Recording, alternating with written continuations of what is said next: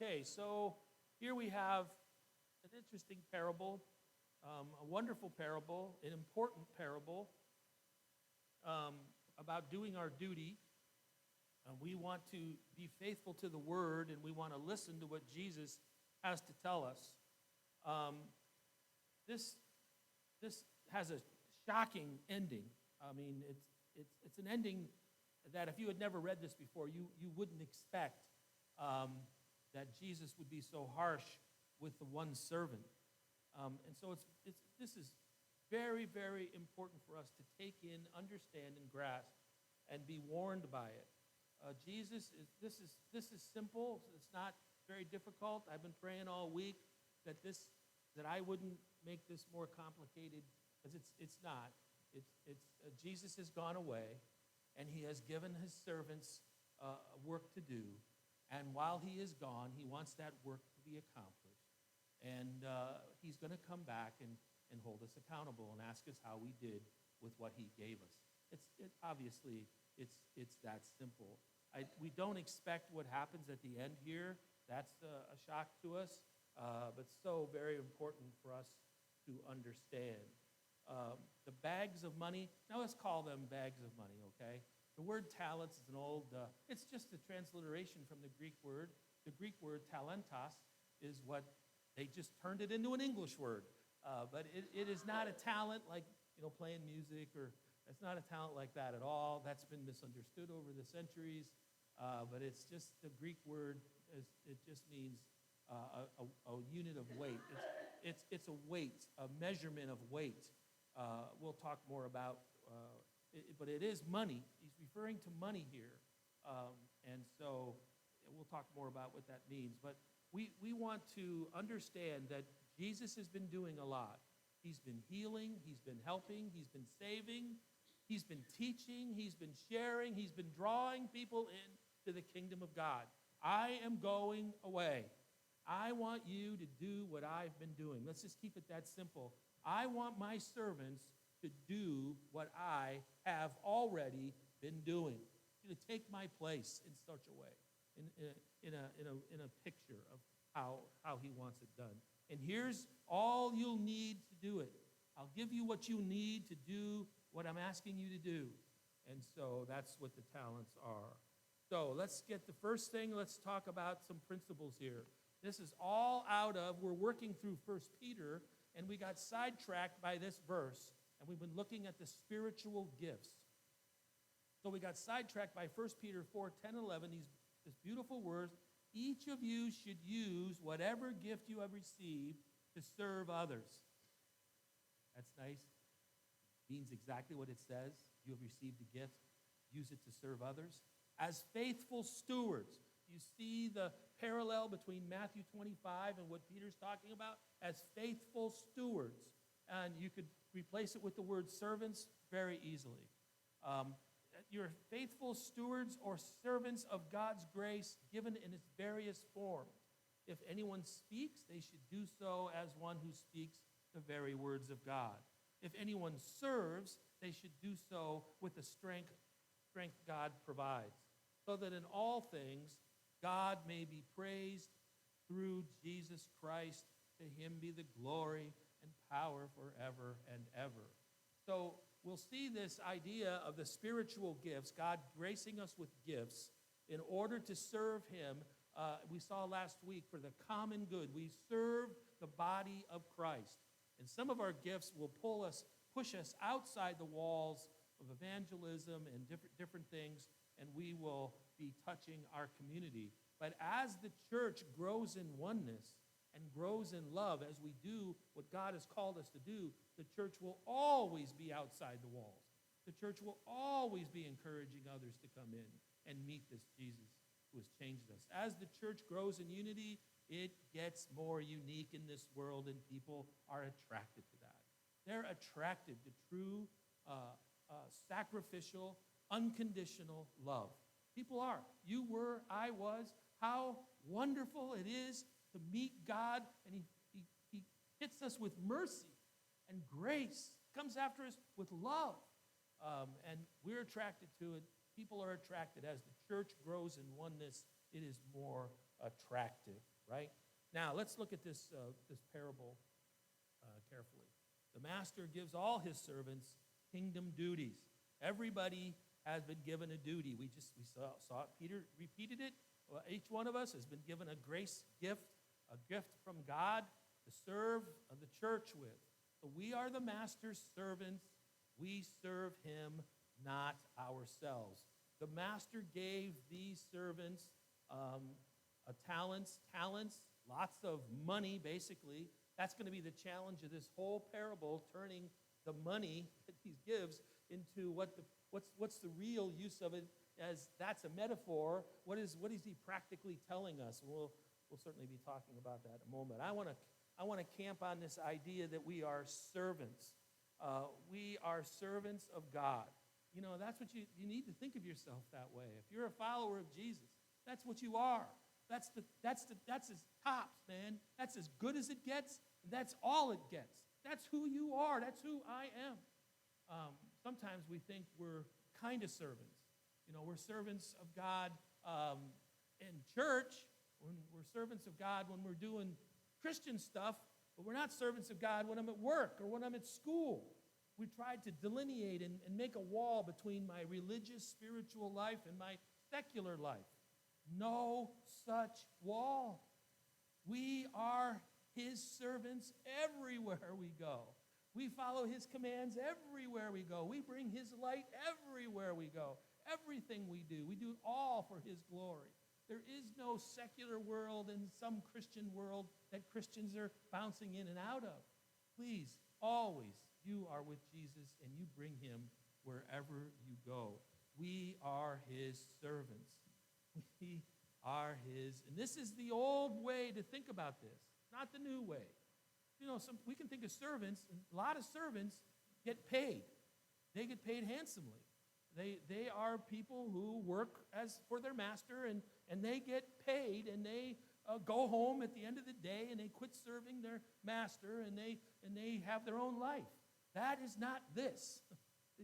We shouldn't even use the word servants, but the word slave has been so destroyed by our culture, which it should be, because it reflects a terrible period of time in the history of the whole West, not just America. But this is, I own nothing, I am nothing, I belong to someone else completely. I'm his slave. He is my master. His will, my will. What he wants me to do, I do. I have no choice in the matter. That's the kind of servant we're talking to. Not someone who goes home at the end of the day and lives a separate life. We are all his, right? You, look at Paul said to the Corinthians, you are not your own. You were bought with a price, right? So glorify God in your life, in your body. You are not your own. We are bought with a price. Jesus is just reiterating that here. I'm going to bless you beyond understanding why he would bless such slaves like us, why we would be, but this is our highest calling, right? Now, this is a metaphor for what a Christian life is like. He is my Lord, he's my king, I am his slave, I'm his servant, but I'm also his son, and I'm also his daughter. It gets better. It gets better. I am his sheep, and he is my shepherd. The metaphors are all throughout the Bible. But this is a strong one. Jesus is using this picture to help us understand we serve him. He is not here physically. He's not here in the physical presence. He's left. He told the guys, I'm going, and here's what how I want you to live while I'm gone. I want you to do what I've been doing. A bag of money is given to each of us to do the work of Jesus with our personality, with our spiritual gifts, with our time, and with our possessions. We are doing the work with his gifts, establishing, expanding, and enhancing his kingdom. We live as he lived. His example controls us, holy and loving, and we work with his help through his Spirit. So this is what he's telling us. I've been showing you how to live. I'm going to be stepping away, and here's how I want you to live. I want you to be like me. I want you to do what I've been doing. And so we are his servants in this area, right?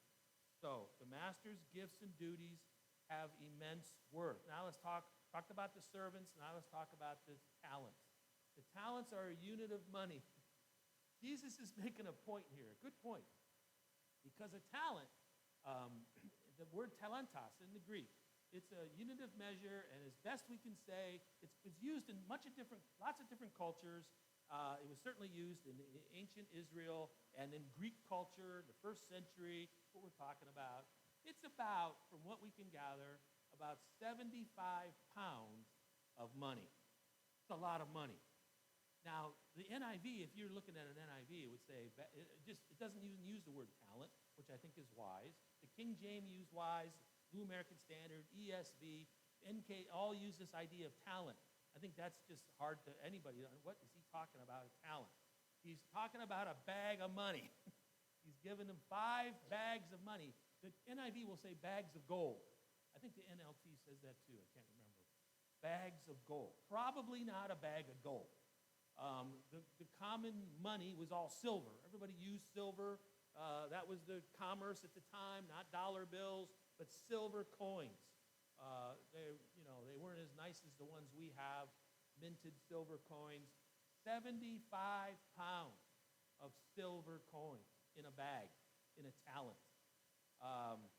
Best they can reckon, that's like 6,000 denarius. Denarius is one little coin that was usually given as 1 day of work.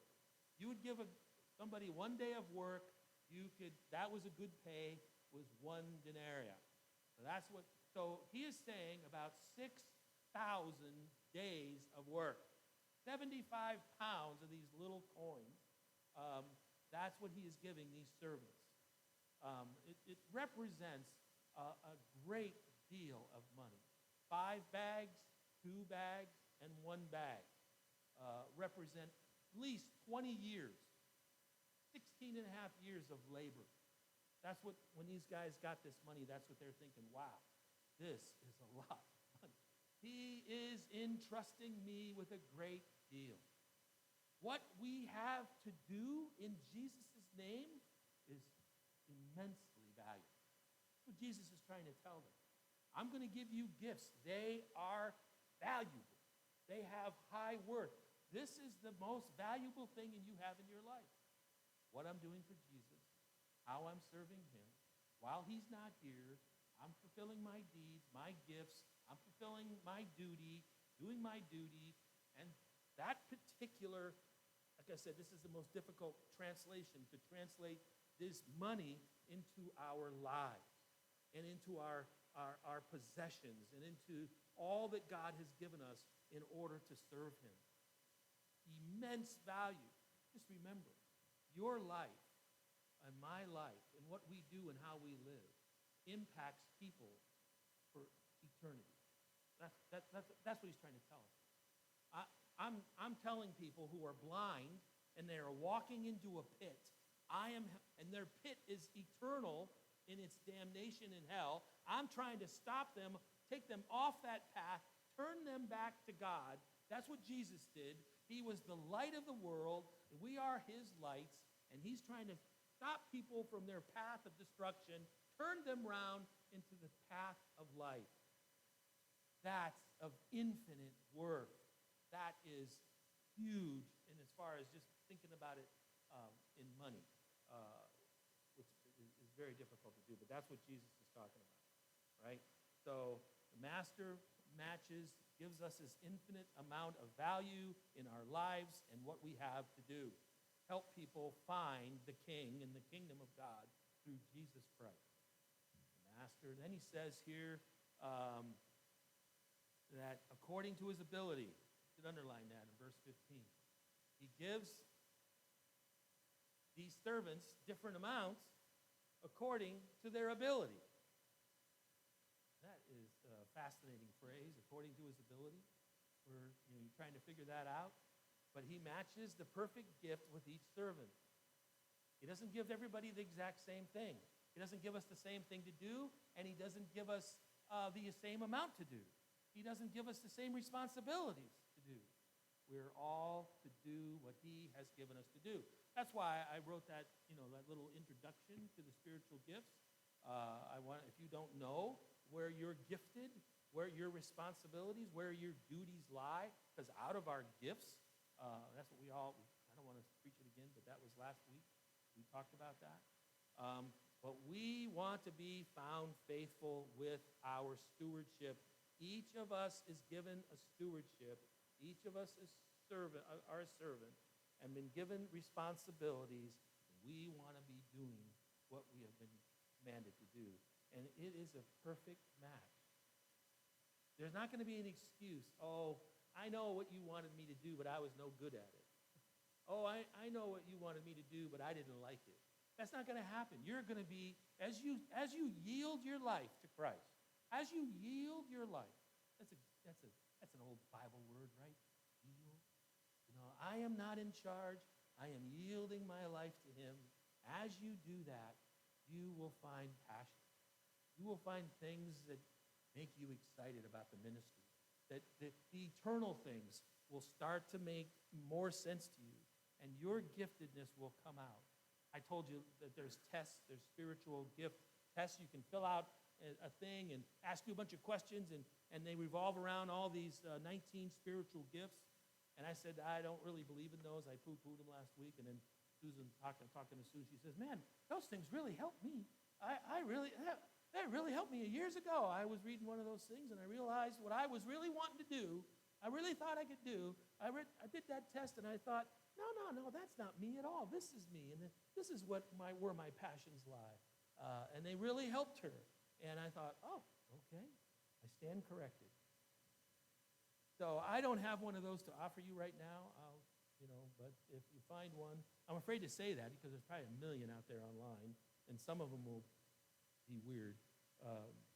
So I just want you to be careful, get them from a reputable source. But he matches the gift with us. This is a supernatural thing that Peter said we receive from him at our salvation. It's a gift of grace. So that's the beginning here. We see here that I put number 2. It's so simple. Obviously, that's what it is. The servant's work is to please the master. Rick Warren said years ago, the smile of God is my goal in life. God would smile, and so here he is. Enter into my joy. I'm getting ahead. I'll just follow my notes. The fear of his return is not our sole motivation. Okay, I want you to think about that. When we look at the end of this parable, we're like, wow, we better be busy, or we might get in trouble. That's an application. I don't want to throw it out because there's a lot here about that.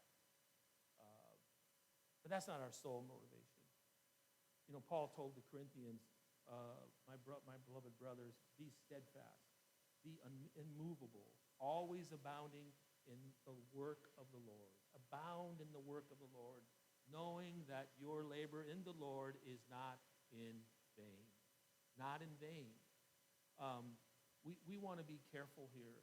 All the lists of spiritual gifts in the New Testament, when Paul talks about it in Romans, and he talks about it in 1 Corinthians, and Peter talks about it in 1 Peter, it's surrounded by verses about love. The spiritual gifts and our work for the Lord is always based on love. It is all about love. It is motivated by love. If we think, Jesus just says there's a man, right? It's like a man, verse 14, a man.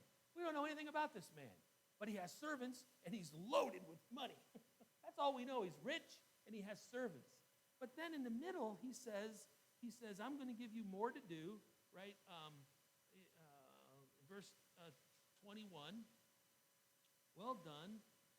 I will set you over much. Enter into the joy of your master. Here's all of a sudden we learn something about the master. And this breaks the parable wide open. It just kind of destroys the metaphor. Like, how can this man give you something to enter in that will be joy? So Jesus is kind of breaking the parable here a little bit and telling us this is what it's all about. It's It's all about joy. It's all about joy. I want you to be filled with joy. And so this motivation of ours is to please and make the Lord more joyful so that we will be filled with joy.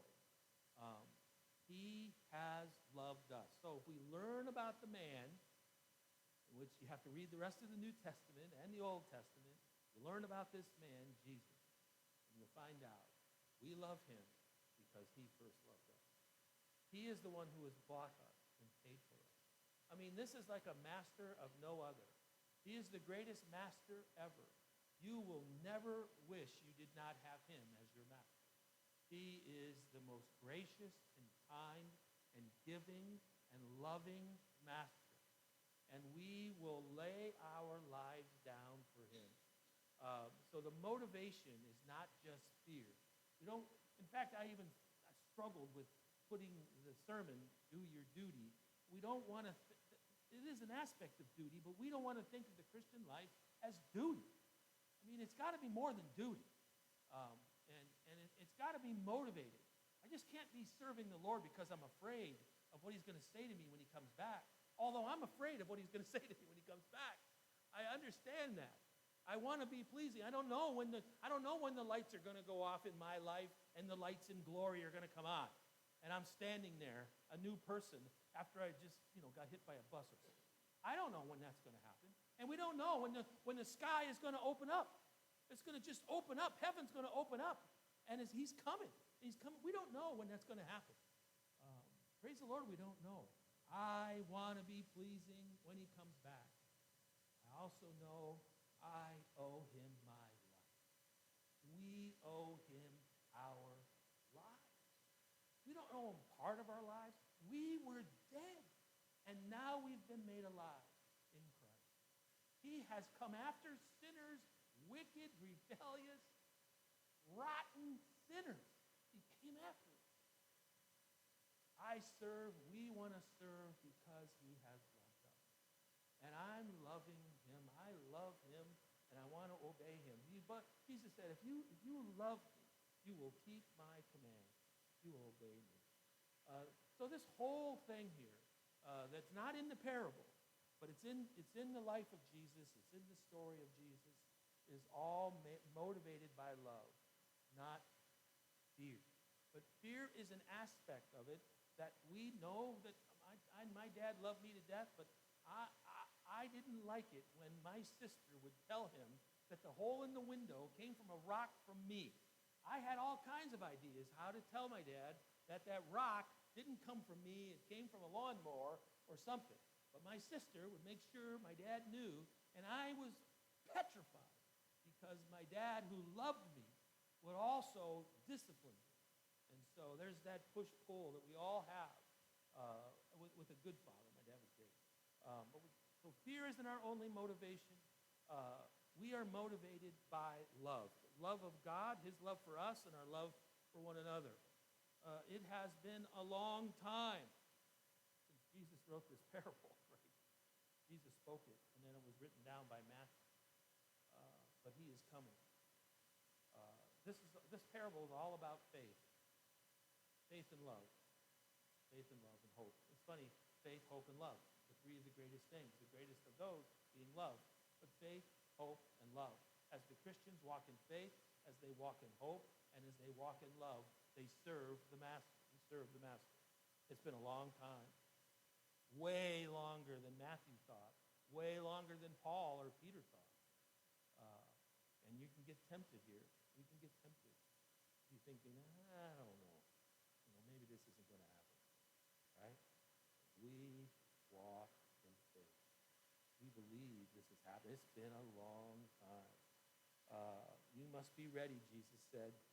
You must also be ready, for the Son of Man is coming at an hour you do not expect. So that's part of my job, to remind us all that Jesus is coming back. Put away your childish things. Put away your pride. Step out in faith. Walk with Jesus. Take what he has given to you and serve him with it. Serve him with it. Take him wherever you go. Live for him wherever you are. Remember, when he does come back, you want to be busy in his work. And that work is at work. It's not just in church. That work is in the home. That work is in school. I'm serving the Lord wherever I am. I am his servant wherever I am, right? But he is coming, and we walk by faith. Now, don't live dangerously. Jesus this is just one of many parables about people who are in the church, in the kingdom. At least they look like they're in the kingdom, but yet they're not in the kingdom. That's that last guy we're going to talk about in a minute. God's joy is, so here's how you make God full of joy. Here's how we'll have joy. It is based on faithfulness, not on success. The guy who had the 5 talents, the servant had the 5, he made 5. The man who had 2, he made 2. They both got rewarded equally. It wasn't about how much more they could do. It wasn't about success rates. It wasn't about how we gauge people's success at all. He called them good and faithful. Are you faithful? That's what God is looking for in your life, not your success. The 2 things he said, you are good, and so your quality of life, and are you faithful? So they all receive the same rewards. And so the gifts, the rewards will be greater opportunities. He said, you were responsible for the little bit, and that's all that is a little bit. I'm going to give you more. We don't understand that, but heaven is more opportunities to serve the one who has loved us. More opportunities to serve the one who has loved us, right? So he will set us above more. We see in Luke another parable very similar in Luke 19 that it's going to be governing different geographic locations during the millennium and things of that nature. But our reward will be greater opportunities to serve the King, right? Faithful service reflects true saving faith. Now, you would not think this by looking at this parable until we get to the end. And then we see somebody who is serving the Lord but does not have saving faith. He is not serving the Lord. He is somehow, because of his fear, he is serving himself.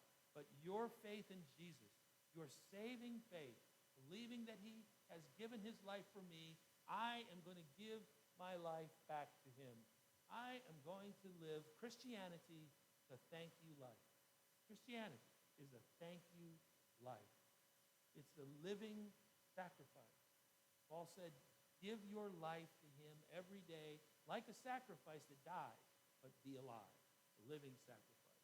So faithful service reflects saving faith, and doing nothing with his gifts is not an option. So the back half of this, the whole back half of this parable is a warning. Doing nothing with his gifts is not an option. That is not what we want to be. He calls those who are serving him faithfully, he calls them good and faithful. This guy he calls wicked and slothful. Wow, that is not what you want to hear. We wouldn't think of this guy being wicked. Somebody who has been given these responsibilities, these duties, these gifts, and he doesn't do it. He ignores it. He just sits around and does nothing. Then he blames God. It's your fault I did nothing. Because you're tough and I was afraid. There's all these excuses. He calls them wicked. This is the surprise. Some of Jesus' parables have these surprises. You call him, what are you going to call him here? But wicked? This is wickedness? Not serving me is wickedness? Yeah, we got to agree with him. This is what we're going to do. We're going to say, yep, that's what it is. I ignored my Lord. He gave his life for me. I ignored him. And I was lazy, and I was evil or wicked. Terrible estimation. And here, this reflects a lack of saving faith. The servant has no saving faith. Our Arminian friends would say He has lost his saving faith. My take is that he has never had it in the first place. He never had saving faith. But it reflects a lack of saving faith. So I have no faith. And this is so scary here. So they are choosing, right? Those who don't serve the master are choosing to ignore his word. You're just ignoring it. Here's the warning, and this is all throughout the New Testament. He's gone now. We can't go to his house. We can't go to his palace. That's coming down the road sometime. But when it does, before it does, he wants us to live like he's in a palace down the road, and that we will someday see him. We are choosing to ignore his word and his promises and his warning here. We want to do that. Let's see here. This slave does not represent an atheist or even an agnostic, because he recognized the master as his legitimate owner and no doubt made a pretense of honoring the master while he was away. He did not use his talent or his gifts on immoral or selfish pursuits like the prodigal son, or embezzle it like the unmerciful servant in Matthew 18. He simply disregarded the stewardship he had been given. In the same way, unbelieving church members live in the environment of God's redeemed community, enjoy the exposure to the teaching of his word and the fellowship of his people, but in spite of their spiritual privilege, they make no positive response to the gospel and therefore can render no fruitful service to the Lord. I'm ending this sermon on difficult note. That's because Jesus ended this parable on a difficult note. Throw this wicked servant out into the outer darkness where there is weeping and gnashing of teeth. Weeping and gnashing of teeth. A terrible destination for anybody to end up with. We do not want to be there. So we need to examine ourselves, because he says, you will enter the joy of the Lord. Those who are faithfully serving him, who have saving faith. Our service is marked by stops and starts and failure and sinfulness that needs to be repented of. Our faithfulness is a lot of times not that great. But it involves getting up and going on, right? We're not perfect servants. That's not what he's looking for. But by our getting up, we are showing ourselves faithful. And we will enter his joy. He calls heaven the joy of the Lord.